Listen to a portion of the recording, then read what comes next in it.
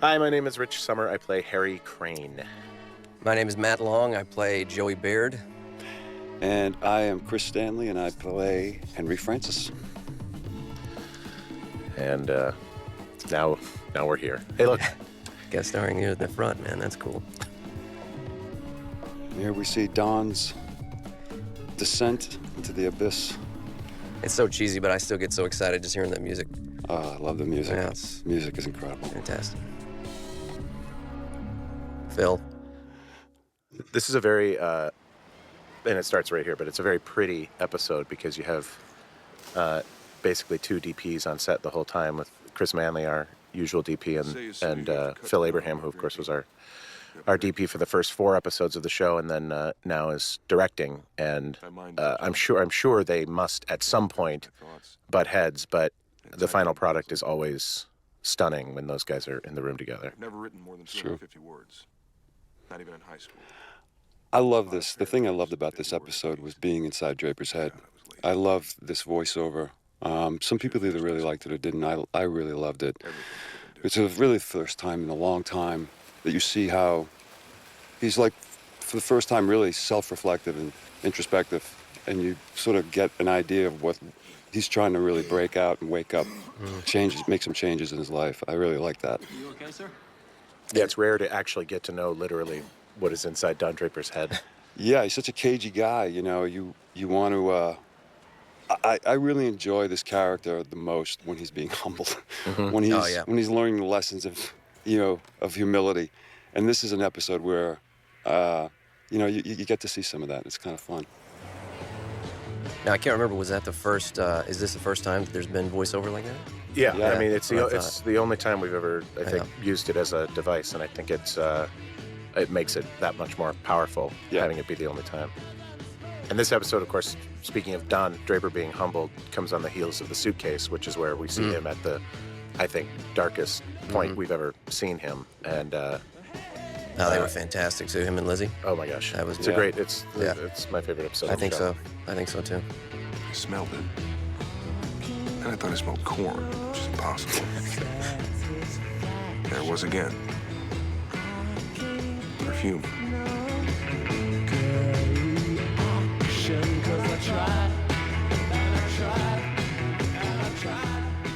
I remember my first day on set, I hadn't caught up. It was my first day, which was the first day of shooting this season.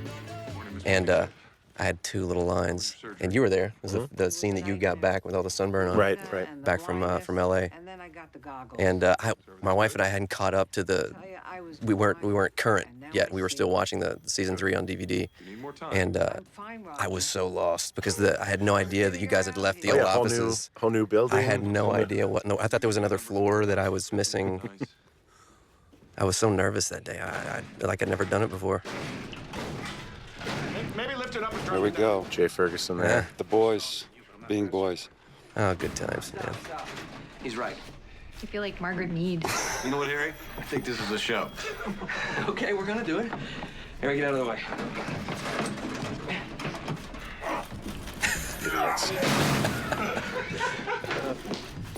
What is going on out here? I'll be honest, I don't know. I got blockaded on my way back from the men's room. Thank you, gentlemen. Nice, big man Everyone back on campus, Harry Crane. Took my watch. What? Ken was buying a Clark bar. But it ain't my change. And since Danny's not here, we went to Peggy. But it turns out Joey's got the smallest hand. No, I said I'd done it before. Why don't you put another dime in the machine and pull again? You really think we didn't try that? This thing's a bandit. Yeah. A Cut it bandit. out. Fantastic. Don't make me come out here again. Sorry, Well, Mom. I mean, Joan, Yeah. she's, I honestly, you guys did all you and Jay and Rich, and you guys all did such a great job in this episode because I wanted her to punch all of you in the face. I mean, so much of this episode is about children and adults, the selfless and the selfish. Go easy on And she's surrounded by these guys, these boys, or men that are acting like boys. Yeah. And you just want to go, oh my God. Like for you, Matt, I mean, when you read the script and you had to say some pretty horrible things to her. Yeah. How did you approach that? How was that, knowing that you were going to have to say something that was going to be so hurtful to her, her Well, character? I kind of had an idea of some stuff that I was going to say or do before I actually read the script. Matt, I got the infamous phone call from Matt, the one that you hear about. Right. Alexis told me she played Allison who was Don's secretary for some time. She had just gotten a phone call. I don't know, a couple episodes into this season. The phone call is when Matt's assistant calls you and he says, Matt Weiner's on the phone for you. And I'm like, oh boy, you know what's coming. Usually, Yeah. it means you will be looking for something to do soon. Exactly. Yeah. But, I had been just holding out because, I had a bunch of episodes where I just was peppered in here and there. And I had been holding out hope that, man, it just like, look, I know I'm going to go at some point. I didn't know how many episodes I had, but as long as I went out with a bang, that's all I was praying for and hoping for, man. Yeah. So he called me, and I had heard grumblings. I was going to go back to Kentucky to visit my family for a week. I was off for a week, and I was going to miss a table read if I did that. And Scott Hornbacher said, you might want to be here for that. Yeah. And so I thought, uh-oh, why? So I can say, 3 words or something. But no, I figured it was going to be something good. So then Matt called me, and he told me the stuff that I was going to do. So he called me to tell me basically that I was going to be off the show, but I got off the phone excited because it was what he was telling me was just such fantastic stuff. I'm set. So when I got the script, it was terrible stuff, but it's so much fun to play, and there's so much there to play with. Yeah. That it was awful, and I was afraid people might hate Joey, but it was just fun, man. I just played with it, and I love Christina, and she's always been so sweet and so great. Right. Does anyone give you trouble for being mean to Joan? No, no one's actually said that. I thought they might. No one said it to my face anyway. The only time Harry was ever like outwardly cruel to Joan was when he didn't hire her as his assistant in, like, I guess it was season 2, and I got yelled at the week of that show, yelled at on the street. Really? Like way more than once. Wow. And people were just like, should have hired Joan. And I probably haven't heard that because I don't go out of the house. That's good. That's smart. But people are so protective of Joan. Oh yeah, they love her because she's so. She is clearly this powerhouse person, but she is constantly has a thumb on her from somewhere. She really can't and doesn't win. And the only time you ever really see her happy, that there's some horrible thing around the corner for her. They said they use live ammunition. Yeah, it's always so fun and compelling to watch her struggle in this crazy world that she's in. Yeah. And she plays it. Joan's way of winning and succeeding in this world is completely the opposite of some of the other girls, Yeah. And she's successful, but it's at what cost, But she's like the only, especially in this episode, she's the only adult in the office. She's really the thing that makes the whole thing Yeah. work. And she's got this going on at home. Yeah. We don't know that, of course. Right. The guys in the office don't. Sam Page, great guy. Yeah. Plays a character that it's so hard to like because we all know that one horrible evening where he took advantage of Joan in Don Draper's office. God. But it's, I want to like him because I like him in real life. I like Sam, but Yeah. oh, Greg, bad decisions. Yeah.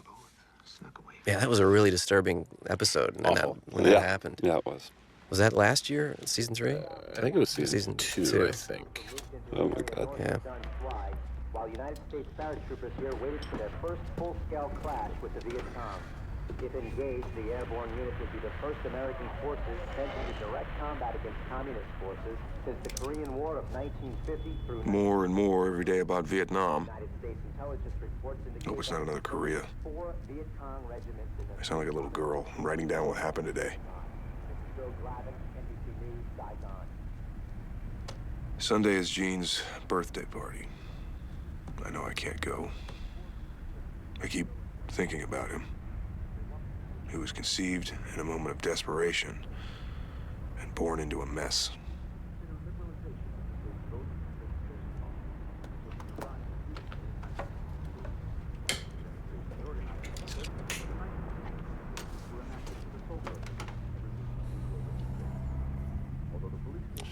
Well, I joined the cast not last season, the season but the season before. Find Mount Kilimanjaro.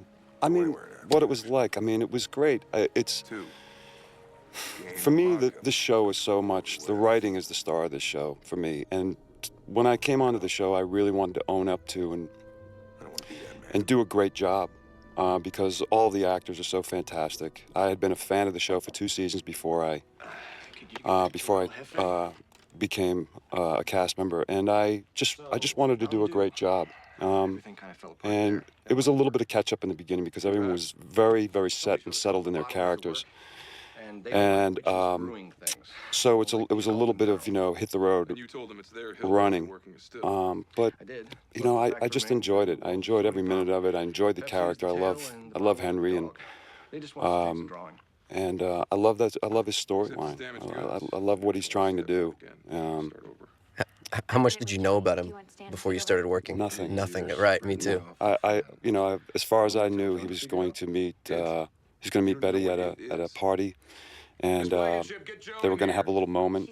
He was going to, tell her how he felt about her, and that was going to be it. And then it just sort of progressed from there. Yeah. It was nice to actually have it happen that way. Yeah, and you had no idea what was going to happen. Like, did you know how many episodes you were going to do? Or open-ended? Nope. I thought it was maybe 1 or 2 and out. Yeah. And like I said, I'm actually glad that happened because, I don't know, for me as an actor, it's very easy for me to psych myself out. If I think that it's going to turn into something super huge. It was nice just to sort of get these little bits of information as I went. Mm-hmm. I really didn't know a lot about him in the beginning, and I kind of discovered him as I went along. Yeah.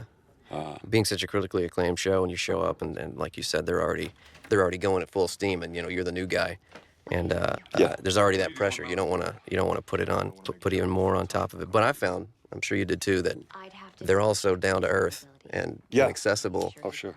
That you forget very quickly that it is Mad Men. I mean, in a good way, Yes. So you're free and you can just play, and everybody's hanging out on set, and it's really low key. Yeah. We never get the chance to improvise on this show. We don't need to, but in this scene here where it went silent, and Don is sort of, you just hear the pouring of the drinks. They asked Aaron Staton to improvise a story that began with my uncle had syphilis.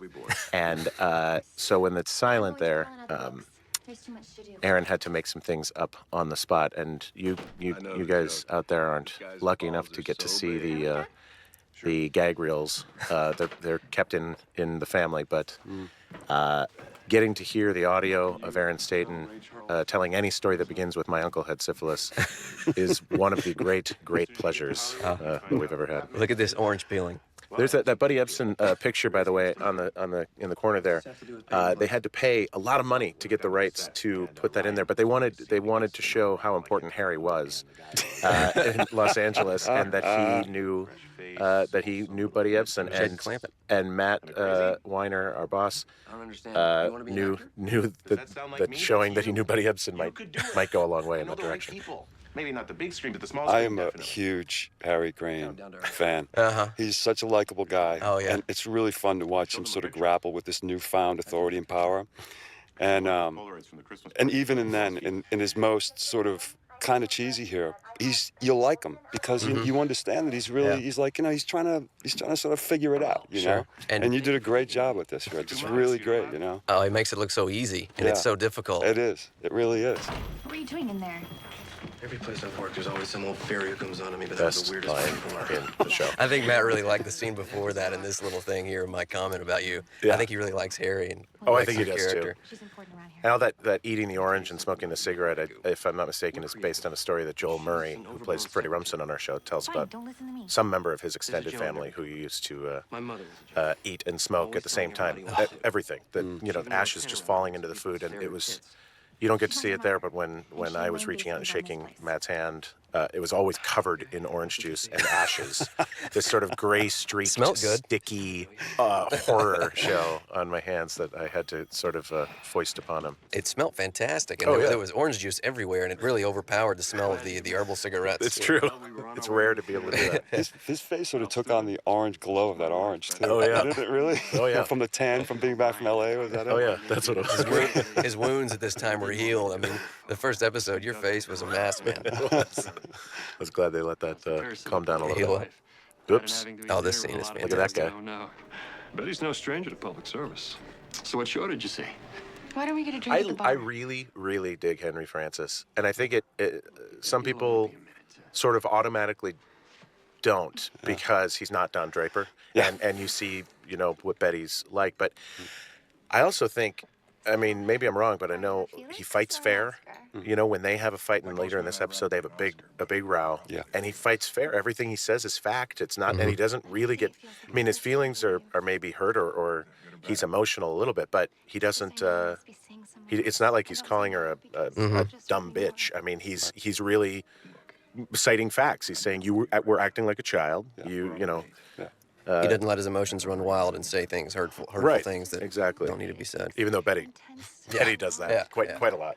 Yeah. But I really like Henry. I think he comes out the better man in all exchanges on this. Yeah, you know, I love him. I think I love to have his patience and his tolerance. I mean, he's, you know, she would, Draper would handle his situation with Betty by telling her to take a pill and go to bed. And Henry's the kind of guy who wants to talk it out. Yeah. He's that kind of guy, sort of progressive, I think, for the period. Treat the problem, not the symptom. And I think his issue with her is not that she's upset, because she's still, obviously there are feelings there. I mean, she's the first guy she's ever met. But his issue is with how she handles it. Yeah. That she throws these little tantrums. When he says that too, he says, I don't like being around my ex-wife, but I deal with it. Yeah. And I do, Yeah. He's an adult. Yeah.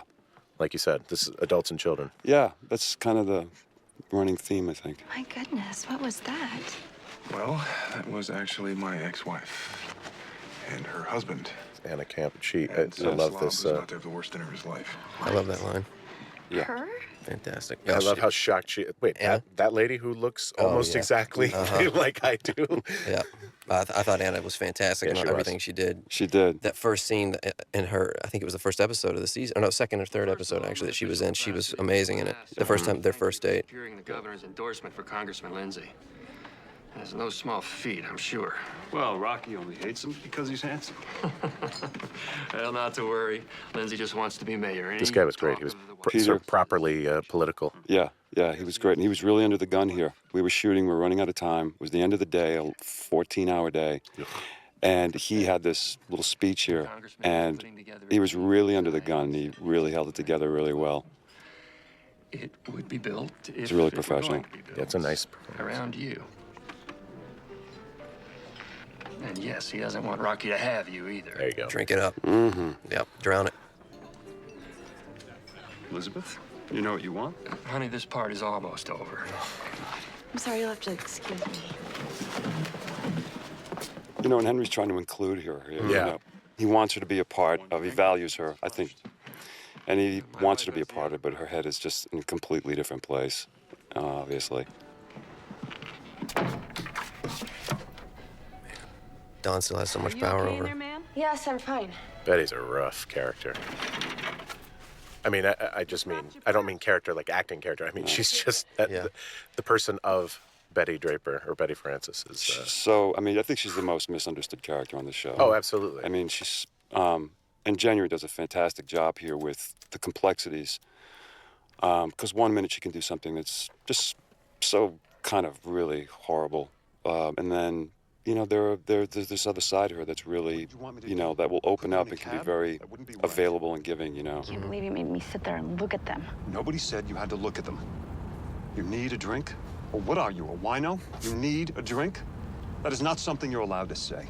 Oh, now you decide what I can and can't say? I was in a marriage like that before. You're gonna run into him. It's a small town. I hate him. Hate's a strong word, Betty. I hate Nazis. It's great. I have an ex-wife. She bothers me. I don't like seeing her. I don't hate her. You're a saint. I'm an adult. It was upsetting. Can't you let me have that? Not when it ruins the whole evening. This man is asking me to take Lindsay all the way. That could happen. Don Draper doesn't have a say. You're right. Who cares about him? You do. He's taking up too much space in your life. She does such a great job playing drunk without playing drunk. I remember this scene when we were doing it, there's a couple times where her head swung back and she just kind of had it in her body. And as just an actor, I just found myself for a minute watching her. And I was like, wow, she really is coming off really just tipsy and like... So difficult to play it real. To be authentic with that. You end up falling into a sort of a stereotypical caricature of what Stay in a hotel drunk or is. wherever you were when I met you. In your mansion with your servants. Shut up, Betty. You're drunk. Oh, God. So pouty. Oh, my God. Meanwhile, in another car. Yeah.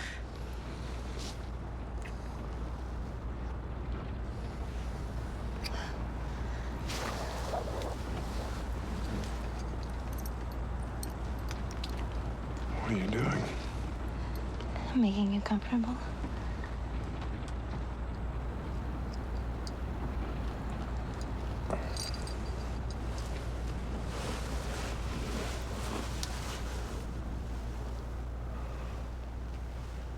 She's a sweet girl. This is a show I got a huge laugh at the table, Rick. This is a show that is on basic cable, and people have said things like, do we wish that we were on pay television so that we could kind of get, be as edgy as we want to be and whatnot. I have never felt like we were constrained by basic cable, and I think that as far as shows on basic cable go, this is one of, I think, the edgiest as far as the boundaries it's willing to push. Yeah. It seems like sometimes to work within some rules actually spawn creativity. Yeah. You know, I Yeah, mean, absolutely. if things are limitless, then people go overboard with this or that. I mean, you see a lot of shows that are on other networks beyond basic cable, paid networks. They take me out of the show because they get so over the top with things that we can't show in this show. Yeah. And I think that, I just think it helps. The rules really help them.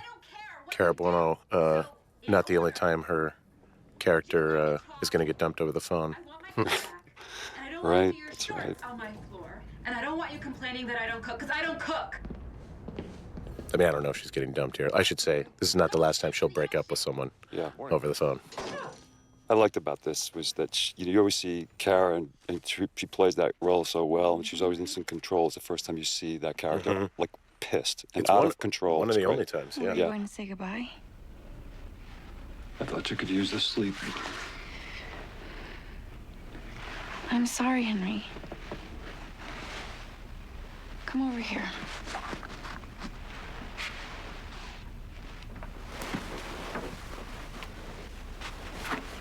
Again, more evidence of Henry's infinite tolerance and patience. I don't want to have to defend myself. It's funny, the two different worlds. I mean, obviously that's a lot of what the show is about, but Henry, I'm the really people that work in sorry. the office never get to see you guys. Right. We never are on set with you. That's right. It's really strange. It is strange sometimes. Yeah. I feel like I'm, Yeah.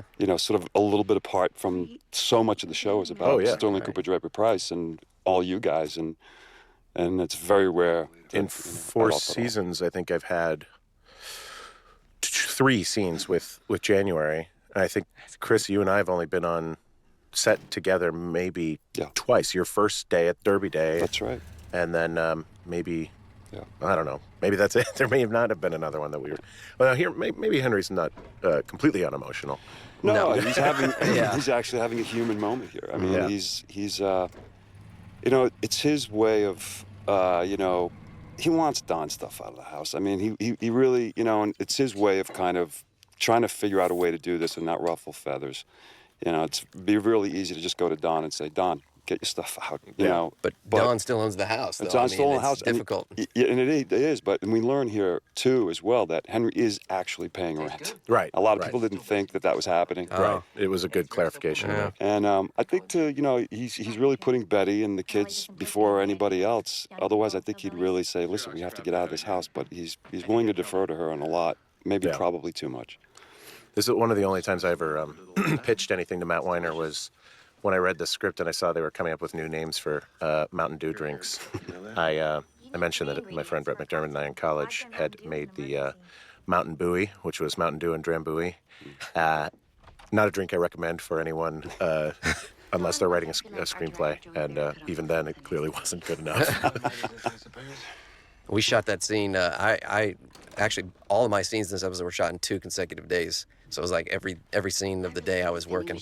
But I was just getting over a cold, and I still had, whatever comes with the cold. And Jay had to drink after me in that scene, and I just said, I'm sorry, man. I'm sorry. Oh. I told him, but, As it was in the script, and he just kind of bit the bullet. I don't know if he got sick or not. That's pretty gross, but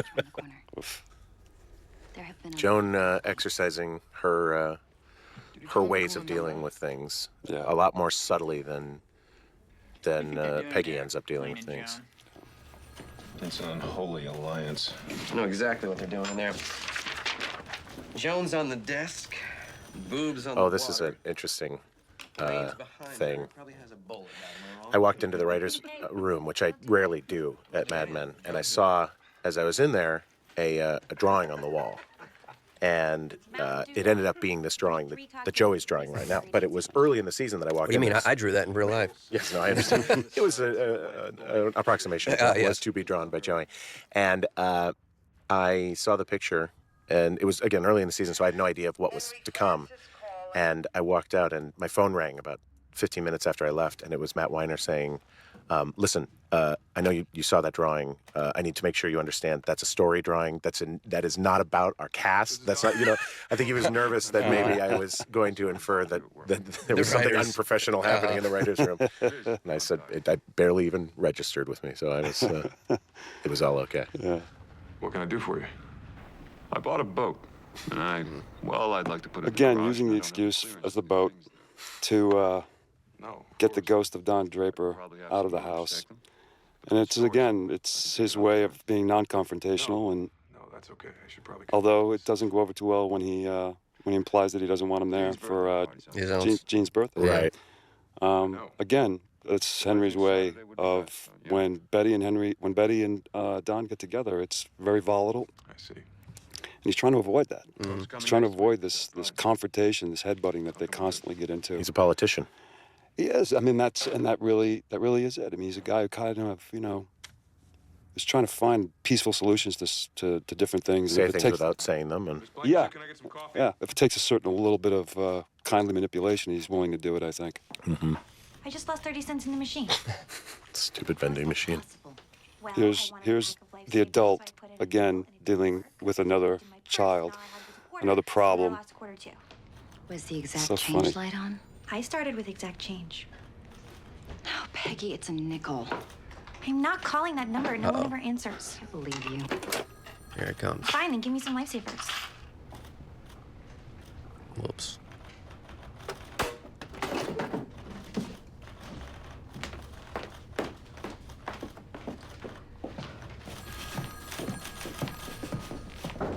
Who did that? Did what? Jay with those glasses. Pornographic drawing. What? It's a very brave person that does something anonymously. It's a very brave person who does that. It's still illegal in many states, you know.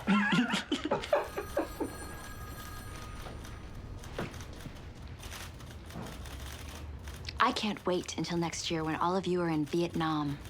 You will be pining for the day when someone was trying to make your life easier. And when you're over there, and you're in the jungle, and they're shooting at you, remember you're not dying for me because I never liked you. Yikes. Yeah. Christina did a great job with that. She's So many ways she could have delivered that. And the reaction of all you guys is just, I know. told you not to do Yeah, that. it got real serious. It's either way, that's a bummer. Like in both Yeah. in Vietnam, that's a bummer. Yeah, she kind of hits you where it hurts. Yeah. She knows exactly where to go to instill that kind of fear. It was great. When we shot her side of that scene, Matt came through because occasionally he'll come through when he's so busy and doing things. And I probably freaked him out because I was watching him direct her. Because he'll come through and just, say this and that. And, sometimes it's little things and sometimes it's big things. But to watch him direct her, because everything that he said was so real and visceral for an actor and so usable, and sometimes people say things to you and you can't make sense of it, it doesn't make any sense. You can't work with it. I was so envious of her in that moment because he was just fantastic, just so real, so great. Yeah. Send her in. You want some respect? Go out there and get it for yourself. Oh, don't tell her to do that, Don. Oh, I'm sorry. Have a seat. Is everything all right? It's the beginning of the end for Joey Barrett.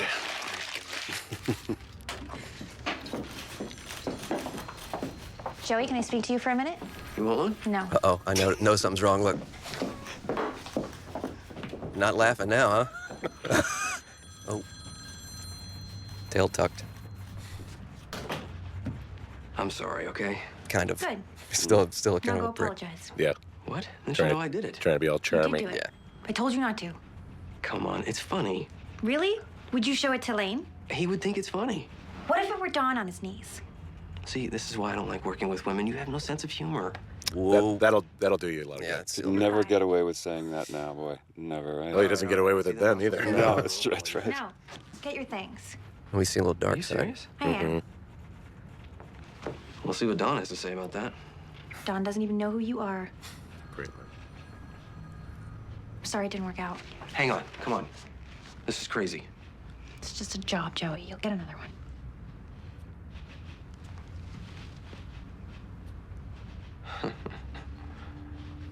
Well, I was wrong about you. Is there a little bit of a misogyny streak in Joey? Didn't he say something earlier about his mother? Yeah, he said he compared Joan to his mom. So he's got a bit of a for sure. some issues with women here, right? I think that's a fair statement, sure. Watch out, fellas. Fun's over.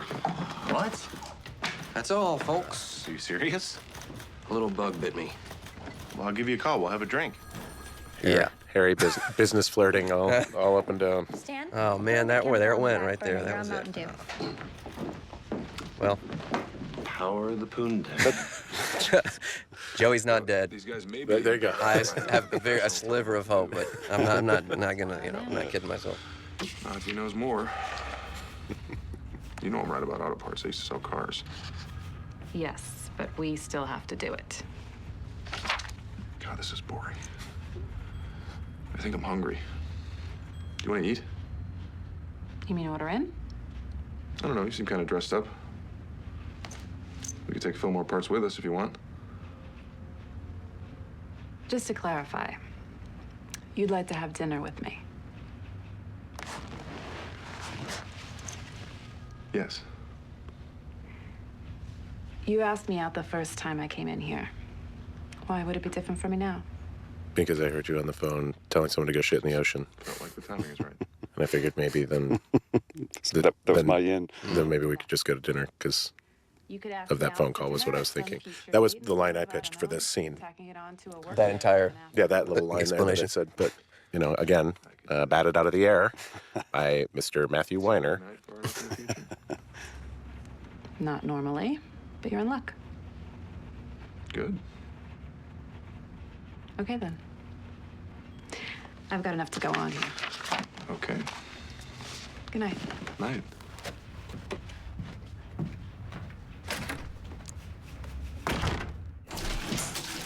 Francine, come in. I love this character. Annie Dudek Annie is Dudek. Awesome. Yep. This is my potato salad bowl. These two really work well together too. I think, don't you think, Rich? I mean, it's really fun to watch them in Oh, scenes. Betty. He's very ambitious. He's mad at me. Why would that be so? Oh, God, if I can make it through this weekend. It's a 2-year-old's birthday party, and you'll have help, and no one cares. Oh. Is he coming? I told him about it. Now I can only hope he won't show up and ruin it. Oh, he won't. We ran into him in the city. On a date. Bethany Van Nuys. She was all of 15. I misbehaved. Henry didn't understand it for some reason. Why do you let him bother you? We see him walking out with the kids some weekends. Carlton calls him that sad bastard. That's an act. Carlton. I mean, he's living the life, let me tell you. He doesn't get to have this Carlton. family and that. Oh, Betty. You have terrible luck with entertaining. I love her reaction there. Yeah, you're right. No. Yeah. Just be careful. Don has nothing to lose, and you have everything.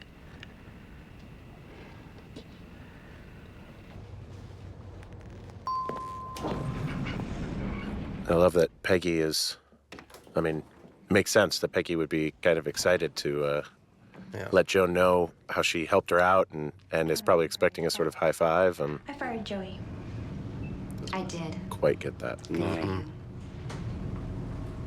Excuse me? Now everybody in the office will know that you solved my problem. These two have had, I mean, you think back to season 1, that Joan was the one that showed Peggy around that office. The first episode, you know, they have one of the most memorable interactions in the whole show, and it's so intriguing to see where they've come in their relationship as their sort of status has changed, or at least as Peggy's certainly has, and Joan's is slowly changing, but it's one of my favorite relationships on the show. Yeah. And I loved at the end of the season this year when Don got engaged. I mean, I think almost everyone who saw that last episode of this season when Don gets engaged to Megan, and everybody's going, what? What? And then when Peggy walks into Joan's office and they each light up a cigarette, and Peggy says that's bullshit regarding the whole thing. It really was a pressure relief, I think, for people watching the show, because for a moment everyone was Peggy was speaking for everyone. Yeah. Right. It's fun to watch them become equals. Yeah. More on equal. Absolutely. Yeah. He has a million reasons. I have one of those mowers. They're a lot easier to push now. That thing was, that thing was hard to push. Yeah, I can tell you were working it. I like that John Hamm takes that he sort of inhales as he's walking toward. You see him inhaling as though, all right, when this guy looks at me, I'm going to maybe say hello, and then, oh no, he's not going to look at me? Okay, well, I can just exhale then. And if you listen. So what was in the boxes? Out of curiosity. I don't know if it matters, but it was never really specified. I mean, I think it's interesting, obviously, that Henry's trying to do a power move by getting Don to get this stuff out of the garage, and Don clearly doesn't care about what's in the boxes, so it was really Don also exercising a power move, keeping it there in the first place, it seems. Sure. For Don, getting rid of the boxes is really about doing away with his past. He's ready. He's trying to move forward. Sure. For Henry, the boxes and being not just putting the box on the lawn, but actually being on the lawn. It's a subtle way to say your time here is done, and he really wants to get the bully out of the house. That whole scene was really about, I'm not going to tolerate your bullying anymore, and this is my very subtle, non-confrontational way of sending this message to you. Subtle? I think given how it could be handled, absolutely, you know, absolutely. Yeah, I think it was fairly subtle. By the way, a little piece of Mad Men set trivia. That flame flickering there because of the little breeze going through the trees. You can see the leaves moving as well. That is at the hand of Mr. Dwayne Shattuck, who's one of our producers, who's holding a giant piece of cardboard or something and fanning on the side because it was at the end of a day, a long day of shooting. I happened to be on set, and there wasn't time. They wanted a fan or something to produce a little bit of a breeze, and Dwayne said, nope, there's not time, and grabbed some giant thing and just started fanning. So for this whole scene, he was standing off to the side, fanning in every effort he could to get us to close up shop in time to not have to pay billions of dollars in overtime. That's great. I mean, that kind of attention to detail on the show is really what makes it. I mean, look, you see it, and it just... It really sells that it's outside. I mean, I didn't even think that it was a set, actually, until you just said that, Rich. Not my father. I was trying to figure out what restaurant it was. He owns a candy store. And there are certain responsibilities that go along with that. Interesting. What's he like? He's a handsome, two-bit gangster like you. 2 glasses of Chianti. The story that she was about, this myth that she's about to tell is really great. You know, there's usually something significant on the horizon. Really sets the tone for all the different characters and their individual themes and how it sort of all ties in. It's pretty cool, actually. It's my 2-year-old's birthday, but I'm not going. There are some TV shows, you know, this is one, and I think The Sopranos was one, and The Wire, shows that sort of, it's almost a magic trick to see how themes are brought together and which characters sort of, when the themes sort of bubble to the surface in a line, and how they bubble to the surface, whether it's a story or this fable or myth. You know, as an audience member, I think this show I mean, it's all in the writers. Like you said, Chris, that the show is all about the writers. I mean, we've been saying that since day one because they really do something special with this and let the viewers in a different way than a lot of shows do. And I think it's Tell me a trade secret. I don't know. I really respect what they do, and it also makes me know I just could never be a writer. I just don't have that type of puzzling in my head, and it's really beautiful to see it when people can do it. To see if they could get a traveler's coat off. So the wind blows fiercely on him, but the traveler just pulls his coat tighter. But the sun shines down on him warmer and warmer, and the traveler just takes it off. And the moral is? Kindness, gentleness, and persuasion win where force fails. You know, Aesop did that in probably 10 lines. He's very economical. So what you're saying is you want my coat?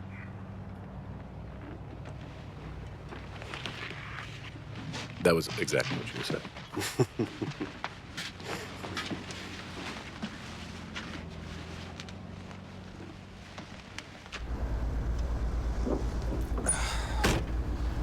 '72nd and Broadway. Thank you. Cara Buono, not only a fine actress, but pretty good-looking girl too, wouldn't you say? Turns out. And very sweet. She's awesome. Yeah, she's great. I really. We have been very, very fortunate on this show from very early on to have been surrounded by guest actors like you guys and like Cara and Jay that really are class acts, and it's been so nice. I mean, you guys know too that we socialize a lot at work. There's a lot of downtime to sort of sit around and shoot the shit, and we are surrounded by people who luckily are really great to have around, and Cara is definitely one of those. As far as I can go right now. I think the guest stars and recurring people feel the same way about the regulars. Maybe it made it so easy to slot in there, you know, and feel comfortable on set because you guys were so down to earth and just hanging around in between shots and setups and things. It was really refreshing and nice. It's a good group. Sure is. And that's a real testament, and I'm going to give a shout out here to Carrie Odino and Laura Schiff, because the entire guest cast is... They're casting directors, by the way. They're there, that's right, they're the casting directors, and they bring in just exceptional talent, you know, consistently. It's really nice. Yeah, they do. I mean, it's been said time and time again on set. I mean, Aaron Staten and I, who plays Ken Cosgrove on the show, have had this conversation a billion times where we'll read the script, you know, a day before the read-through, and then you come to the read-through. And this happened especially with the one this season that we were like, oh my God, was Jay Ferguson, who plays Stan, where you read it and you hear the character's voice in your head, and then you get to the table read and you see the actor doing it for the first time, and you're like, how did they do that? Right. Because they pull, I mean, it's the writing and the casting. The writing is so clear. Right. And then the casting office finds people that are so right for those roles. I mean, the casting on the show is really remarkable, I think. Part of that's because they're very professional, but also because they just love the show. I mean, you hear them talk about it. I was talking the rap party, and they just love it, you know? What's he doing here? It's okay. And they're also so proud to be a part of it, as everyone is that's involved in it. That's true.